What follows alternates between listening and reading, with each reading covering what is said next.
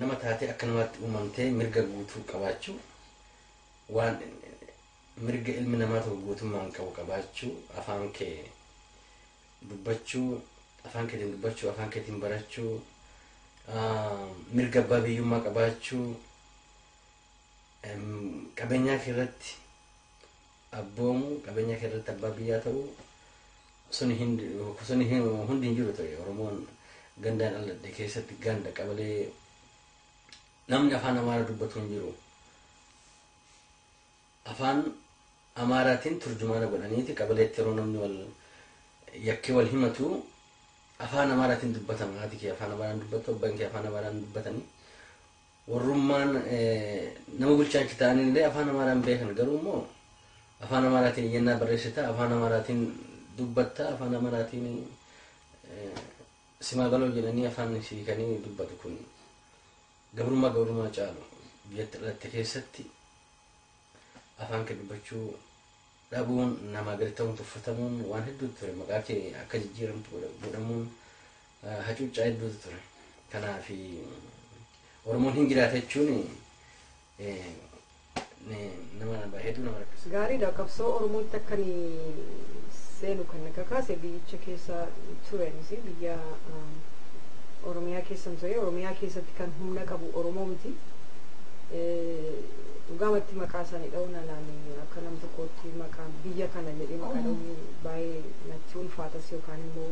hin fedhu sammuu koo keessa yookaan garaa koo keessa. Haa ta'u malee biyyattiin utuu hin qabamin dura Oromiyaan kan Oromoo turte yeroon biyya turetti yookaan immoo qabsoon kun hin jalqabin dura Oromiyaan kan Oromootuu fi waa'ee Oromiyaa irraati yoon beekuu baadheyyuu namootni yeroo dargii sana jalatti hojjetan ijoolleen dargaggoo wayin turanii kan harka lafa jalaatiin dhaaba adda bilisummaa Oromoo wajjin hojjetanii hiriyoota koo turanii karaa isaanii walii wajjiniin waa tokko irraa qo'annan qaba. Ammoo maatiin koollee sababa Oromummaatiin diigamaniiru jechuun abbaan koo saati koosa ta'uu adda faca'aniiru maatiin koo akka jirutti. Sana hundumaa kan nurraan geessise immoo cunqursaadha. Cunqursaa biyya dhabuudha. Amma biyyaa ba'ee jedhutti haadhi koo lafa jirtu hin beekun ture. Kana hundumaa kan nurraan ga'e egaa gabrummaadhaan qabamuudhaa fi biyya dhabuudha, humna dhabuudha. Kanaafiyyuu namoota haala yaada akkasii qabanii wajjiniin biyya keessa bahuun danda'ame. Sanarraa kan ka'e egaa rakabsootti dabalamu. Amma angaafa san waa'ee siyaasaatiif waan illee beekaytii miti. Maaliif haalli jiru agartee mana keessaayis haalitti yeroo guyyuu waan isheen jirtu taaguu bunaas hogguu dhaabbatti du'aayini godhaniimi hogguu kana itti yaarabbe Amaara kanaas hadaamii hedduun foon qabte isaan godhe akkana hogguu kana naan jette warri gartee amma biyya kana jiran biyyi tun biyya isaaniitii miti. Humnaan dhufanii biyya kana nu qabatanii akaakoo kiyyaan naa himee gaafa dura gun ijoollee akka gun ganama re'ee tiisuuf gabdeemu akaakayyoon biyya aala taa'a jette kanatti sijaaja afateeti aala taa'a. Hogguu abbaa kootu wasiyyaa siidhaa amaanaan ja'a jette. Hogguu kana laanni gartaa biyyi tun lafti tun heenu. Warri kun biyya biraatii dhufan oliinu gad dhufanii murna sadii cabsineeti ka afreessaa ti calanqoo calitti nu cabsanii ja'a jette. Akaakoon akkana as dhawaa qaba. Hadur gaafanne dargaggeessaa akka jettutti hanga amma kanuma hogguun mataa keessa ni jira. Ammaas ka naannawa keenya sanittis manuma iskoolaatti ijoolleen afaan Amaaraatis hin qaraan fa'aa jedhanii mana barnootaa dhiisanii ni bahan. Hogguu gabbaan ijoolleen Abashaatii fi Oromoo isaa akka bakkuma lama ta'a. Seenaa Oromoo warraan illee dur yeroo ni dhaga'u barnoota keessatti yeroo baranne akkas goota jedhamanii waamaman hunduma yeroo dhaga'u gooti sunidha Oromoo ajjeesuuf Oromoo fixuu irratti kan goota jedhamanii so ka Oromoo dabarsanii kennuuf irratti kanaafiyyuu eddan seenaa baradheetu waan hedduun kan natti dhaga'ame jechuun akkuma nama qoricha fudhatee jechuudha akkuma nama qaama isaa keessa namni tokko fayyuudhaaf qoricha yeroo fudhatu qaama isaa diin addaatti godhee ta'u akka sanatti kan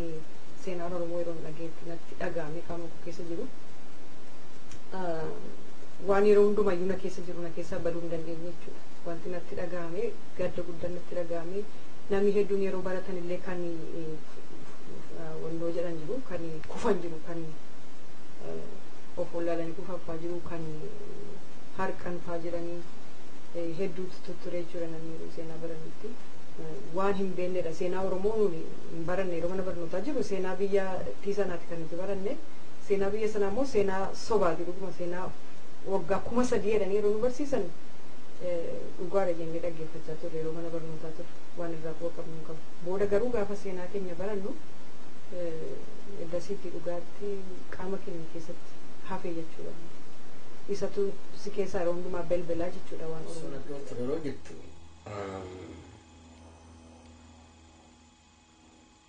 diinaan lolta mootummaan kun mootummaa baay'ata addunyaa argatee si loludha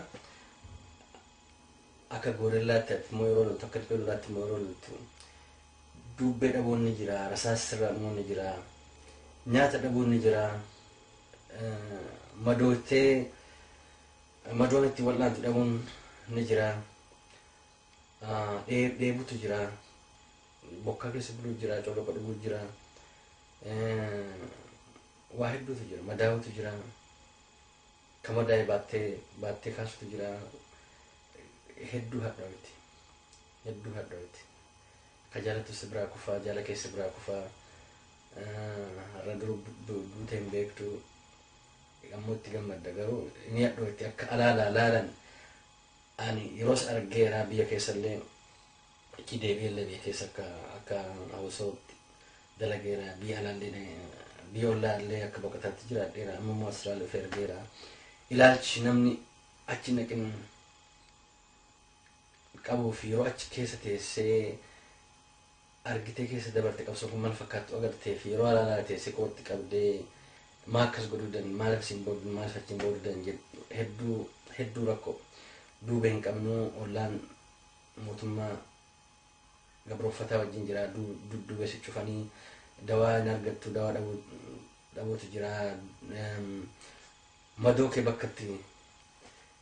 duubatti hiikfattee duun sila bal'aa ta'e karaa raashina argattu karaa waan barbaaddu argattu karaa waan lolaa si barbaachisu argattu dhabuun ni jira so kun hundi rakkoo qabsoo kanallee kan xiqqoo duubatti harkisedee yaadu kana so bu'aa ba'iinsa hedduudha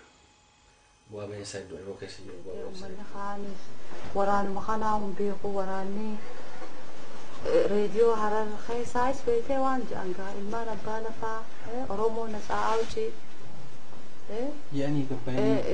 firraa eegaa aannan keessan dhuguuf ganda keessa deddeemanii firraa eegaa Oromoo nasaa awci ilmaan abbaa lafaati akkana jedhagaa uummanninis eegaa reediyoon akkana jedhaan rakkisaa beektaan ummatuma keessa dabruunu suutatti gaamma dhukanneeti warra akka liqaman bariifa afdurneefa fuuneeti gaanuti ilmaan abbaa lafaatii mitiisi bilisa baastu Oromooti OLF ABO jechuun ummata isaa dammeessee hidhachiiseeti akka gartee if beekan ibsaa nuti gartee wanni kana jirru bichi amma irra jirru tun biyya keenya warri ammaan kana nu bulchaa jiru kun gabroonfataadha isinillee Oromoo uummanni Oromoo beekan yeroo sanitti yoo gosa meeshaanii namuu kaan lammuu masaa'ima. Lammuu masaa'ima. Noolee ja'a jaarsa ja'a gaama naannawaa jiru sani jechuudha. Wanni gartee nu jechaa jennuun gaa Oromoon kutaa fudhatamu qabdi isinilleen Oromoodha ilmaan Oromoo Bareentoo fi Booranaa sirna ganaatiin buluu turanii alaabaan tun sun alaabaa keenyaa.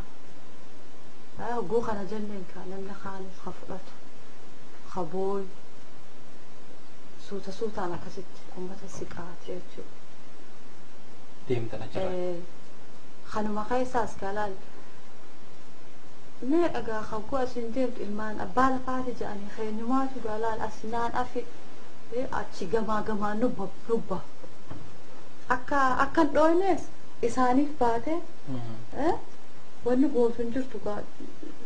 haala dhugumatti hedduu haala rakkoo jettu Oromummuma kana gartee uummata kana himuun jechummaan Oromoo jedhu kunuun akka laafutti hin dhufu meeqa gaa keenyummaan kaan as taa'a jedhaniiti deemanii Amaara himan nama keenya dheessina isaanii gaa nuti akkanaa Oromoodha isinilleen Oromoo jennee kanatti himna kanuma gaa hedduu hamaa amma gaa sadarkaa malaallu kanatti gaa namnummaan ati Oromoodha teetti himtooyi jira hin jiru namnummaan ati ni gabroomte teetti himtus hin jiru ni saamamte teetti himtus hin jirtu arra namuu wanni anaannatee lolu maaliif hin bilisoonni maaliif qabsoon keenya akkana taate amma kana gaafasii fi amma gisee ilaallu anka akka kiyyatti hedduu guddina agarsiisne jeetii ilaala maaliif jennaan maaliif hin bilisoomne amma gaaffiin uummataa maaliifii fi qabsoon teenya turte san bira taranii Oromummaa bira kutanii biyya isaanii beekanii eenyu isaan gabroomsa beekanii firaa fi diina isaanii beekanii osuma beekanii kana keessa ayyaan laallataa fi abbaa garaatii fi maqaa dalaguu fi kanuma malee ati waayyuu numa caliifti yeroo fidaa. Diganda pateti Araba Digal madrumoti Diganda pateti Araba Digal madrumoti Damunde bitulabati Araba Eso dutiruti Ninkutu